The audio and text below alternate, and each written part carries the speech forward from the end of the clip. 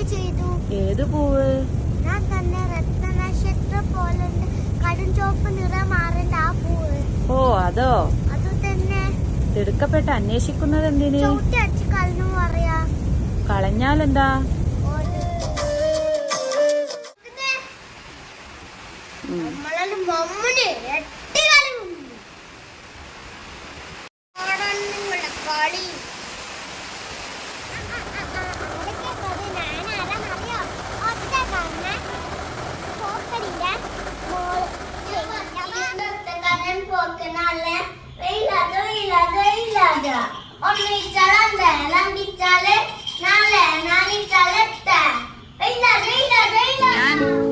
ഈ കായ വറുത്തത് എല്ലാവർക്കും ഓരോ കഷ്ണം കൊടുക്കട്ടെ?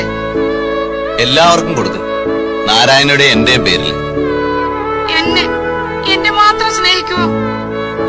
എന്താ നാരായണി ഇത്ര സംശയം? പേര് പറഞ്ഞില്ലല്ലോ. നാരായണി. സുന്ദരമായ പേര്. വയസ്സ്? 22. സുന്ദരമായ വയസ്സ്.